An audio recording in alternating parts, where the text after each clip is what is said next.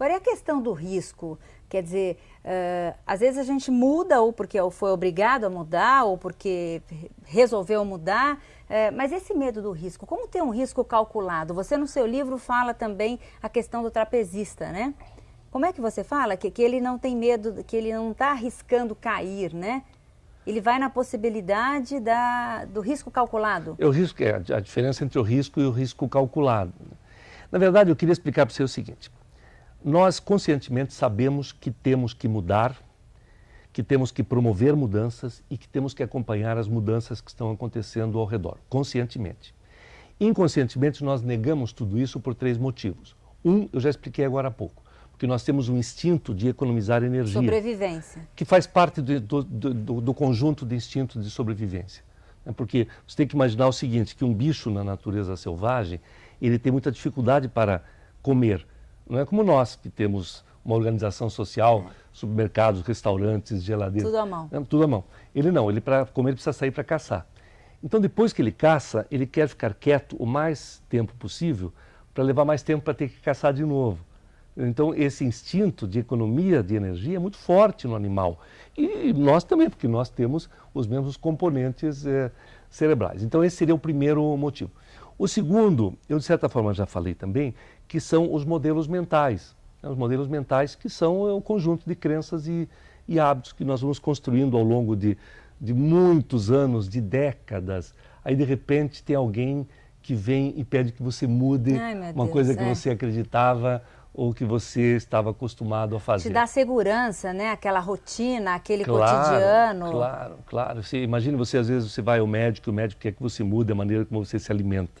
Né? Tudo é um problema, né, Eugênio? Claro, que você levante mais cedo desafio, para fazer ginástica. Isso é mudança de um hábito.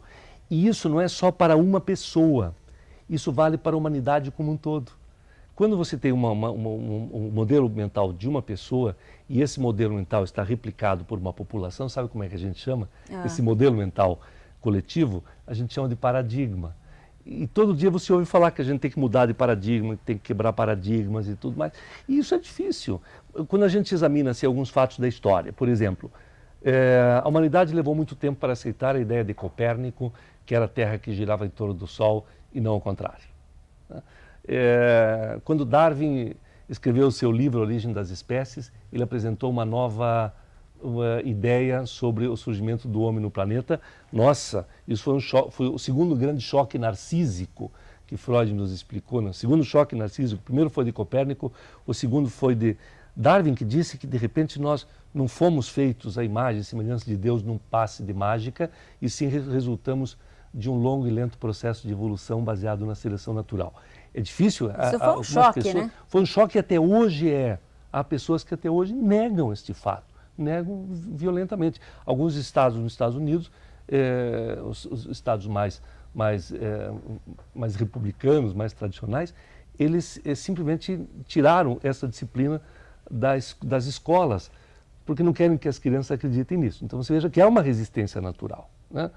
Isso é um artigo do Freud, que ele escreveu sobre os 3 grandes choques narcísicos. O primeiro teria sido de Copérnico, o segundo de Darwin, e o terceiro, falando em animal, né, que quer economizar energia. E o terceiro teria sido provocado por Freud mesmo, né, quando ele nos explicou o aparelho psíquico e disse que nós, veja que interessante isso, ele disse que nós não nos mandamos. Quem manda em nós é um outro nós que mora dentro de nós, que é o tal do inconsciente. Quer dizer, o nosso pensamento estaria dividido como se fosse um iceberg. Quer dizer, só a pontinha eu conheço, o que está submerso eu não conheço, mas tudo isso interfere na minha vida. Nós temos medo do desconhecido, né? Tem um autor americano chamado H.P. Lovecraft, é um escritor de ficção científica, e ele tem uma frase muito interessante, ele disse assim: o sentimento mais antigo e mais forte do homem é o medo. E o medo mais antigo e mais forte que o homem tem é o medo do desconhecido. E todo e qualquer processo de mudança significa enfrentar o desconhecido. A gente nem imagina que pode também mudar para melhor, né? A gente imagina isso na razão. Na razão, mas a gente não sente. O medo é apavorante. O medo é maior. E pode ser um paralisante também. A gente pode passar a vida se escondendo.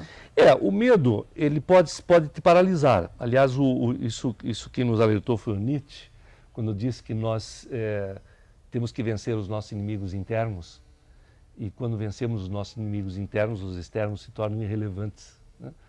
Que nos Com certeza, destrói nosso maior mesmo, inimigo está dentro. Está dentro, está dentro. E ele cita alguns inimigos, e um desses inimigos é o medo. Só que ele coloca o medo como um inimigo que pode se transformar num amigo. Quando que ele é um inimigo? Quando ele te paralisa. Quando ele impede que você avance, quando ele impede que você mude. Quando ele cria imagens terroristas. Exatamente. Né, Exatamente. Exageradas. Então eu não vou tentar isso, não vou mudar de emprego, não vou conhecer aquela pessoa. Né? Exatamente. Medos até infundados, né? Eu vejo... A imensa maioria das vezes são. Infundados. A imensa maioria das vezes são infundados mesmo, porque faz parte do nosso instinto ter medo de tudo que é novo. Agora, ele dizia que o medo pode, de repente, ser um amigo. Quando que ele é um amigo? Quando ele te alerta para o perigo. Então você analisa quais são os fatos que estão te causando aquele medo e se prepara para enfrentar aqueles fatos. Aí o medo se transformou num amigo seu. Sabe por quê? Porque daí ele gera dentro de você uma outra coisa chamada coragem. A coragem não é ausência de medo. A coragem é você avançar apesar do medo. Enfrentar os medos. Exato. E, se puder, com prudência. Após você ter analisado. A coragem é enfrentar o medo com prudência. Se não for com prudência, não é coragem. Pode ter outro nome. É uma bravata, loucura. É uma loucura. Exatamente.